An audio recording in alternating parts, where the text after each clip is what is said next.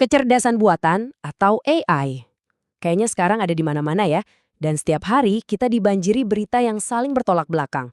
Di satu sisi, AI katanya bakal jadi akhir dari peradaban. Tapi di sisi lain, AI dianggap cuma hype doang. Nah, jadi gimana cara kita misahin mana yang benar dan mana yang cuma omong kosong? Tenang, dalam beberapa menit ke depan, kita bakal coba bedah semua kebisingan ini dan nemuin cara berpikir yang jauh lebih jernih tentang AI. Oke, kita mulai. Coba lihat ini. Di satu sisi, ada seorang pelopor AI yang ngebayangin kita bakal jadi semacam hewan peliharaan buat mesin super cerdas. Di sisi lain, sebuah majalah sains terkemuka justru bilang AI itu penipuan besar-besaran. Pandangan yang super ekstrim kayak gini tuh sebenarnya bukan hal baru. Dan jujur aja, inilah inti dari semua kebingungan kita. Gimana bisa dua pendapat yang bedanya kayak langit dan bumi ini ada di waktu yang bersamaan?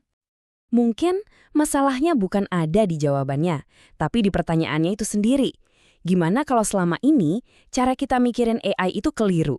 Menurut para pemikir seperti Richard Susskind, kita emang butuh banget cara pandang yang baru. Dan semuanya itu dimulai dari satu perubahan yang kelihatannya simple, tapi fundamental banget. Oke, pertama-tama kita perlu bongkar dulu nih asumsi paling dasar yang kita punya tentang AI.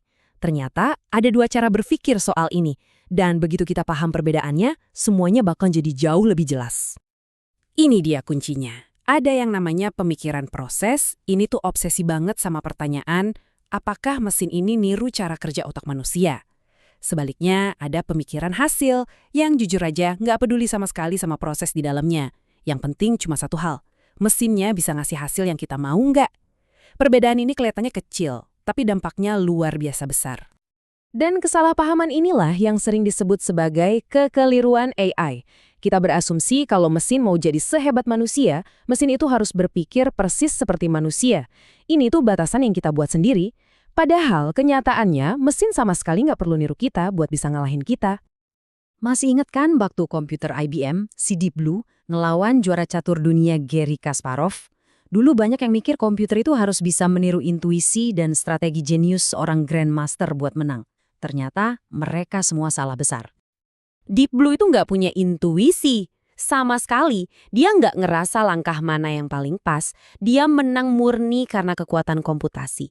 Ini adalah pemikiran hasil dalam bentuknya yang paling ekstrim. Dia mencapai hasil yang lebih baik, yaitu menang catur, lewat proses yang sama sekali nggak manusiawi. Nah, ini poin krusialnya. Yang penting itu hasilnya, bukan prosesnya. Nah, dengan kacamata baru ini, sekarang kita bisa lihat dampak AI yang sebenarnya yang ternyata jauh lebih besar dari sekedar otomatisasi tugas-tugas biasa. Coba deh renungin kalimat ini. Kita tuh sering banget kejebak sama profesinya, dokter, pengacara, akuntan. Padahal klien mereka tuh nggak benar-benar butuh jasanya. Yang mereka mau itu hasilnya, kesehatan, keadilan, atau laporan keuangan yang beres. Nah, disinilah AI mengubah permainan.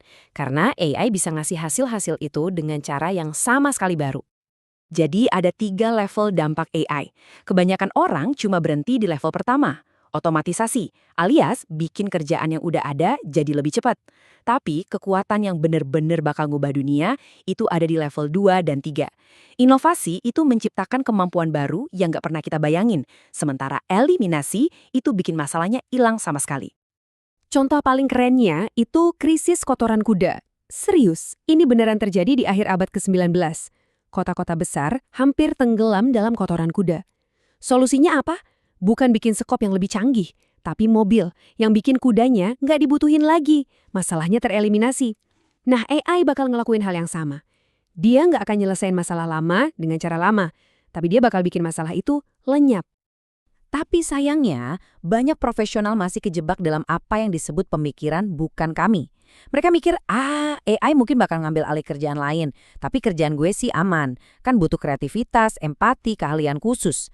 Mereka ini lagi-lagi jatuh ke kekeliruan AI. Terlalu fokus sama proses manusiawi mereka, dan lupa kalau mesin bisa mencapai hasil yang sama atau bahkan lebih baik, dengan cara yang sama sekali berbeda. Bahkan Susskind sendiri ngalamin momen jelek yang bikin ngeri. Waktu sebuah AI ternyata bisa niru gaya nulisnya dengan sangat baik, dia langsung sadar.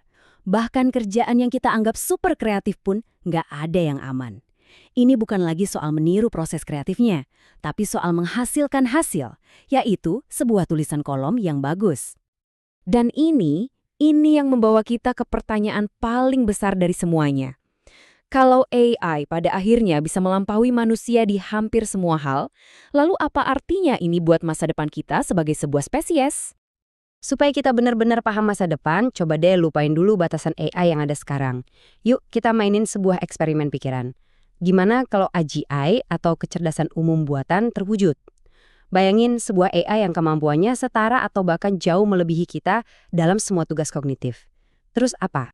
Pada dasarnya, di depan kita ada 3 persimpangan jalan. Pertama, pengambil alihan, di mana kita serahin aja kendalinya dan berharap bisa pensiun dengan damai. Kedua, penggabungan atau transhumanisme, di mana kita upgrade diri kita sendiri dengan teknologi.